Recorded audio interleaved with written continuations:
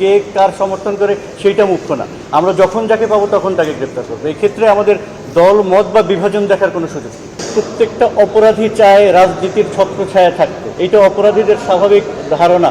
অপহরণকারী বিভিন্ন মামলার এজাহার নামীয় ও ওয়ারেন্টভুক্ত পলাতক আসামি, একটি রামদা, একটি বিদেশি রিভলভার, 5 রাউন্ড গুলি, একটি দেশীয় এলজি এবং এর 2 রাউন্ড কার্তুজ সহ গ্রেপ্তার হয়েছে।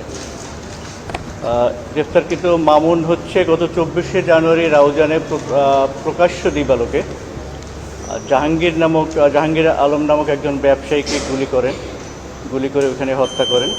তো আমরা ভিডিও যে ফুটেজ আমরা সংরক্ষণ করেছি, সেই ভিডিও ফুটেজ এবং আমাদের গোয়েন্দা তথ্যের ভিত্তিতে আমরা জানতে পারি যে মামুনের সাথে জড়িত, মামুনের সাথে আরও বেশ ব্যক্তিবর্গ রয়েছে, আরও সন্ত্রাসীরা রয়েছে।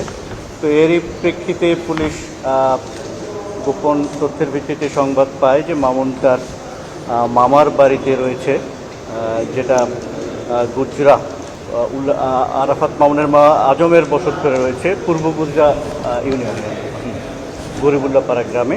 তো এরপরে তার বসত বাড়ি যখন চারদিকে ঘেরাও করা হয়, তখন মামুন অবশ্য মাদকাসক্তও ছিল সম্ভবত একটু, এবং গুলি করতে উদ্যত হয়। কিন্তু আমাদের যারা অফিসার ইনচার্জ সহ আমাদের যে টিম রয়েছে, টিমের অত্যন্ত সতর্কতা এবং দৃঢ় পদক্ষেপের কারণে সে গুলি করতে পারেনি। তাকে ওই লোডেড রিভলভার যেটিকে দেখছেন, লোডেড রিভলভার সহ তাকে অ্যারেস্ট করা হয়। ওইখান থেকে অ্যারেস্ট করে তাকে আরও অস্ত্র রয়েছে, তার সাথে আরও অস্ত্রবাদ ছিল, এই মর্মে তাদেরকে খোঁজা শুরু হয় এবং অভিযান চলে। এরপরে আমরা এর সাথে বিপ্লব বড়ুয়াকেও গ্রেফতার করা হয়। তো ও ছিল ওই জাহাঙ্গীর আলম হত্যা মামলার 1 নম্বর আসামি। এইটা হচ্ছে অতি দ্রুত 24শে জানুয়ারি ঘটনাটি ঘটেছিল। আমরা মোটামুটি 1 মাস 8 দিন বা 10 দিনের মধ্যে এই গ্রেপ্তার করতে সক্ষম হয়েছি। ইতিপূর্বে এই মামলার আরও 2 জন গ্রেপ্তার রয়েছে, তাদেরকে আমরা সিএমপি এলাকা থেকে গ্রেপ্তার করেছিলাম। এই মামলায় আনুমানিক 10-12 জনের মতো ছিল, আমরা 4 জনকে গ্রেপ্তার করতে সক্ষম হয়েছি। এটা হচ্ছে আমাদের অ্যাচিভমেন্ট, এটা হচ্ছে মূল কথা।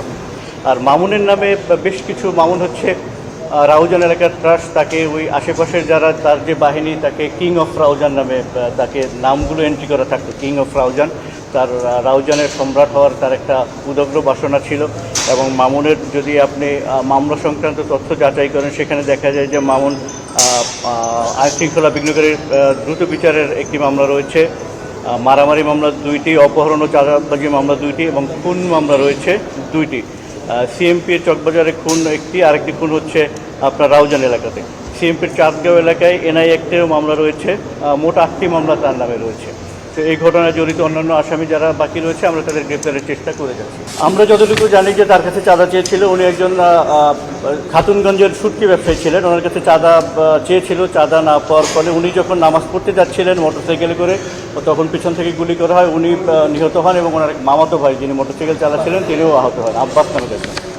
আমাদের চাঁদার অ্যামাউন্টটা ওইভাবে বলা হয়নি, বলা হচ্ছিল যে চাঁদা চেয়েছে, এটা আমরা তথ্যের মাধ্যমে জানতে পেরেছি, পারিবারিক সূত্রে জানতে পেরেছি যে দীর্ঘদিন যাবৎ তাকে উত্ত্যক্ত করেছে এবং চাঁদা চাচ্ছে। কত টাকা চেয়েছে যিনি মারা গেছেন উনি মূলত জানতেন।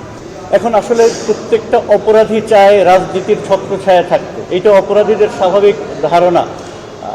রাজনীতি এর জন্য যতটা না দায়ী, তার চেয়ে বেশি অপরাধী একটা জায়গা খুঁজে, একটা স্থান খুঁজে রাজনীতিকে ব্যবহার করে রাজনীতির উপরে দোষ চাপায়। প্রত্যেকেই যেহেতু মামুনের কথা বলেছেন, তার একটা রাজনৈতিক সম্পৃক্ততার কথা পাওয়া যাচ্ছে। রাউজানের এই বিষয়টা মনে হয় 5 তারিখের পরে না, এটা মনে হয় দীর্ঘদিন যাবৎ চলে এসেছে। রাউজানের অস্ত্রের ঝনঝনানি মনে হচ্ছে এটা চট্টগ্রামের নতুন জানা না। চট্টগ্রামের প্রত্যেকটি মানুষ সম্ভবত জানেন রাউজানের ইতিহাস। এখানে 2 জন ব্যক্তি রয়েছেন যারা হয়তো তাদের রাজনৈতিক প্রতিপক্ষ থাকতে পারে, রাজনৈতিক বিষয় থাকতে পারে। আমরা যারা এই মুহূর্তে যারা গোলাগুলি করেছে, বিগত আমি 2 মাস হলো, আজকে 2য় মাসে পদার্পণ করেছে আমি যোগদান করেছি। আসার পর থেকে যতগুলো নাম শুনেছি, এই মামুন তার মধ্যে সবচেয়ে বেশি আলোচিত নাম ছিল। যেহেতু সে একটি হত্যা মামলার আসামি এবং সে কোনো সুস্থ নেতৃত্ব কিংবা সুস্থ রাজনৈতিক নেতা নয়, সেহেতু তাকে গ্রেফতার করা আমাদের কর্তব্য। যে যখন কোনো অপরাধ করেছে, যে যখন অস্ত্র প্রদর্শন করেছে, আমরা তাকে গ্রেপ্তার করি। কে কার সমর্থন করে সেইটা মুখ্য না, আমরা যখন যাকে পাবো তখন তাকে গ্রেপ্তার করবো। এই ক্ষেত্রে আমাদের দল মত বা বিভাজন দেখার কোনো সুযোগ নেই। আমরা প্রথম তাদের নির্ধারণ করেছি ভিডিও ফুটেজের মাধ্যমে। আমাদের সিসি ক্যামেরায় যে ফুটেজ ছিল সেই ফুটেজ দেখে আমরা তাদের প্রথম আমরা ঠিক করতে পেরেছি যে মামুন ছিল। এরা শুধুমাত্র যে আমাদের কাছে স্বীকার করেছে যে তারা এই ঘটনা তারা ঘটিয়েছে, এবং যেহেতু তারা আসলে এই মামুনের বিষয়ে দেখতে গেলে মামলার যদি হিসাব দেখেন, তাকে কিন্তু এই বিষয়ে সে খুব ভালো, কোথায় কি না বলে পারা যায়, কিভাবে করা যায়, পুরো পরিকল্পনা সম্পর্কে আমরা জানতে চেয়েছি। সে এখন পর্যন্ত ওইভাবে খোলাসা করে বলেনি। এটা জানার জন্য আমাদের তাকে রিমান্ডে এনে পরবর্তীতে আমরা তার কাছ থেকে আবার জিজ্ঞাসাবাদ করতে পারি।